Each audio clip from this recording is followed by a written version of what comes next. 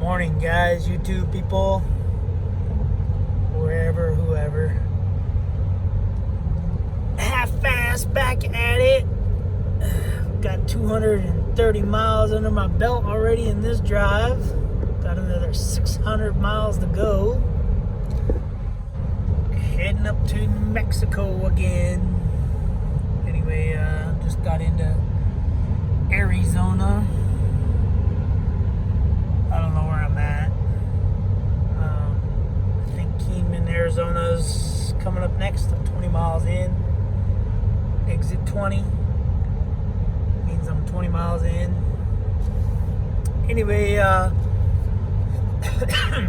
just want to talk about the kid's truck. Basically what I did, what it still needs, whatever. And you guys get to watch my view. Here comes my truck. Oh boy. Oh yeah. Newer Raptor.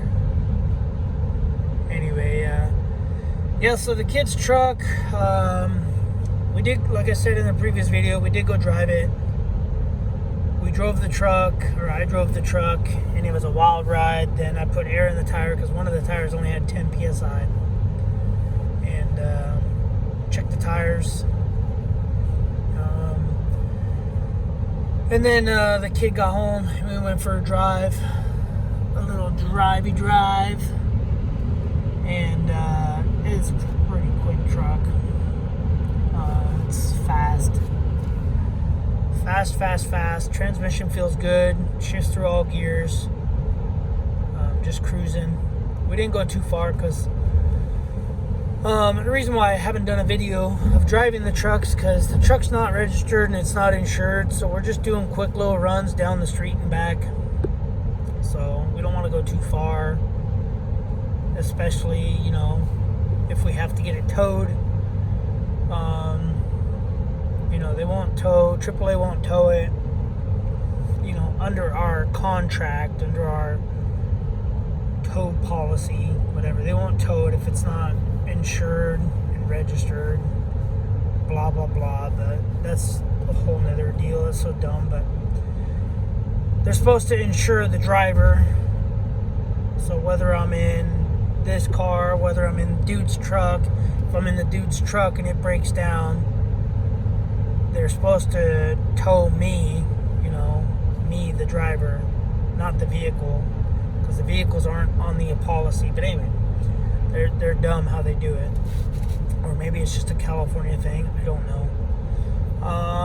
Anyway, yeah. So once we get that situated, we'll do a test drive and everything, on camera, legit, legal test drive, whatever. And haven't revealed the wheels yet, wheels and tires. The tires, obviously, you guys have seen, they're 37, 12 and a half, 20s. So you guys know that we got 20-inch wheels at least. I'm not going to reveal them until we get them mounted on the tires. We were supposed to do that 2 weeks ago, and I told the kid not to do it because I think I want to sand the whole truck down, make it one color. I might have mentioned that already before. I want to sand the whole truck down, primer it up white, so everything might be coming off, mirrors, grill, blah blah blah. Anyway, so what I did to the truck, I got rid of a bunch more wiring. Whoever did the alarm system, keyless entry under the dash, they had probably about 1.5 feet extra wiring that they could have done without, so I cut it all. The truck's got keyless entry, whatever, and an alarm, but it wouldn't lock. It wouldn't lock, and the lights wouldn't flash, so I cut all these weird connectors. They had like household connectors. I don't know, they might be automotive, but I don't like those connectors. Some people use twist connectors, like for houses. I don't like doing that. I got those little solder butt connectors where you heat them up, the solder melts, and it's a good connection. So far, it's been a good connection. Anyway, yeah, so I cut all those wires, cut all those connectors out of there because it was a big, for about 10 or 12 wires. It was pretty good size. It's probably like, I don't know, 2 inches round. But yeah, so I got rid of all that. And I cut all the wires that aren't being used. I cut them down to about that big because the whole loom was like that round of wires. There's probably like 26 wires in there. And I cut all the one wires closer to the box, like 3 inches, 2 inches from the box. Then the wires that ran to the doors and switches, whatever, ignition, those are all just shorter. So underneath the dash looks a lot cleaner with the wiring. And now the lights flash and the doors lock. It would unlock, but it wouldn't lock. And it would unlock, or it would lock when you would turn the ignition on, like it automatically locks.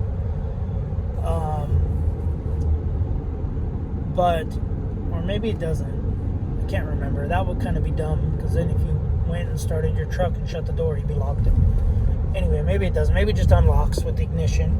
But anyway, the key fob now it locks with the key fob. So anyway, 25 miles from Kingman, Arizona. So yeah, the exhaust brake. So BD exhaust brake was missing the cylinder. If you guys go on my Instagram, you guys will see. So the exhaust brake cylinder, it's just a vacuum cylinder. You got vacuum pulling to keep the exhaust brake open, and then there's a switch that you select, and it pulls vacuum the other way.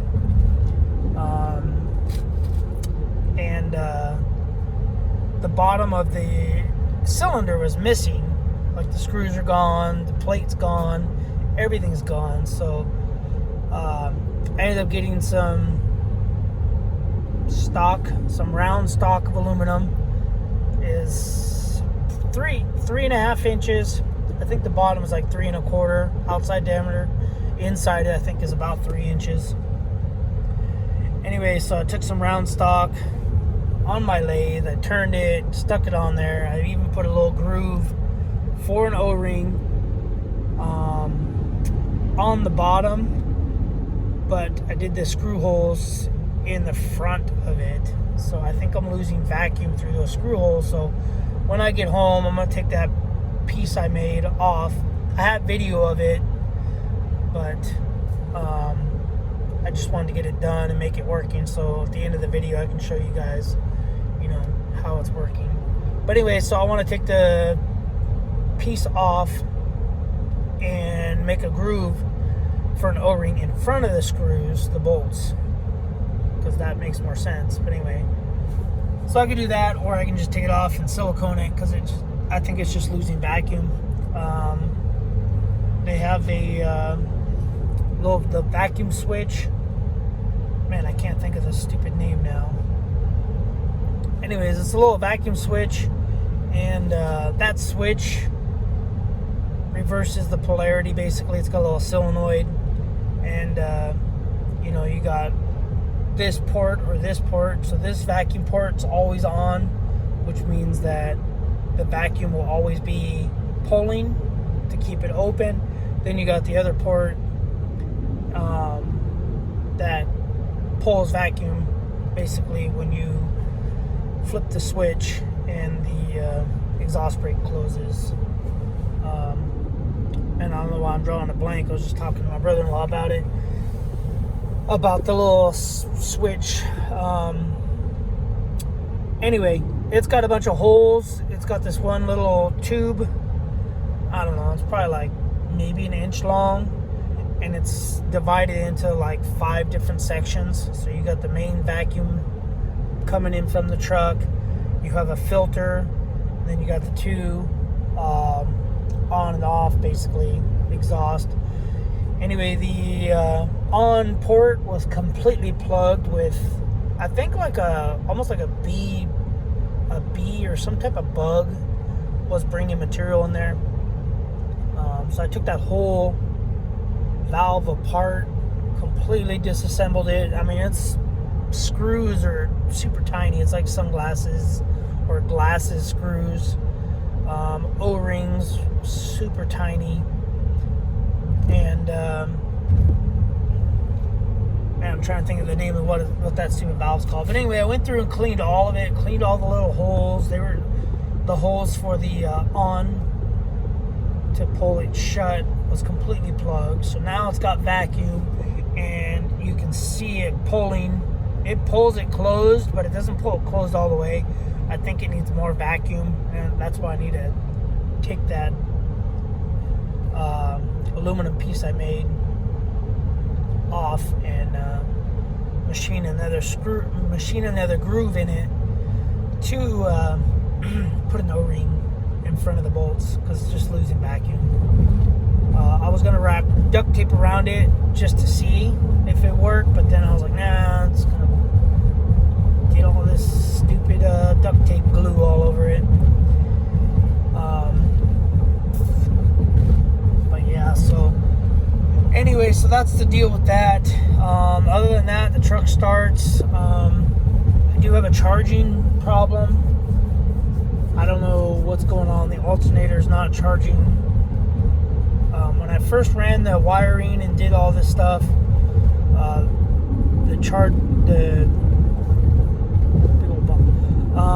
it would charge. When I first ran that 0 gauge wiring and did that fuse block thing, it charged, it ran fine, it worked fine. I checked all the fuses. All the fuses are good under the dash and the new fuse thing that I made. Maybe there's another fusible link somewhere that is broken. However, I don't know. I don't think so. And oh, that's what that valve is called. It's called a spool valve. I'm just focusing on this road. This road's in Arizona. Fix your right-hand lanes. I wonder why people are driving in the left lane all the time, because they're driving in these jacked up right lanes. Anyway, so yeah, that spool valve is what was plugged up. So anyway, yeah, so I gotta figure out what's wrong with the charging. I redid the wiring, I checked everything. I checked the gap for the crank sensor. There's a gap that checks rotation. It's just a little magnet. And then there's a little notch in the harmonic balancer or dampener, or whatever you want to call it. The front pulley. And that's where it sees its signal, so that it knows that the engine's running, so that it'll charge. So I don't know if maybe a wire, because I did shorten all those wires too, because those wires were like 4 feet long, and I cut about 2 feet out of them. So a big toilet. Truck over a big toilet. Anyway, yeah, so that's pretty much it. When I get back, I'll make that groove, and once I get the exhaust brake fully functioning, I'll finish the rest of that video. But I did use the mill or lathe. Tool works pretty sweet, and my plan for when I get back home is I got to do a bunch of yard work. I got to fire up that branch shredder thing, and I'm just gonna run pine cones, pine needles, oleander leaves. I'm gonna run everything through it and just make it all nice and fine, as small as I can, and bag it, or not bag it. But anyway, yeah. Last night I washed the Audi Worcester and changed the oil filter. So I don't know if you guys know, what I do is about halfway through the oil change, so 5,000 miles to 7,500 miles, so 2,500 miles, I'll change the oil filter. and then run the car, and then I'll change the oil and oil filter the next cycle. So anyway, but yeah, that's pretty much all I got. I was supposed to get a dash cam for this car. I ordered it. It won't be here till tomorrow, or it won't be home until tomorrow. So anyway, Mohave County. Alright guys, that's pretty much all I got. I'm gonna stop up here in Keyman. I'm gonna get me some breakfast from Carlos Jr. And yep, see you guys in the next video. I'll probably do a video on the way home. Be out here for 8 days. Be home whenever I get home. Yep, that's all I got. See you on the next video. Thanks for watching. Subscribe, comment, do what you guys do. And keep being you.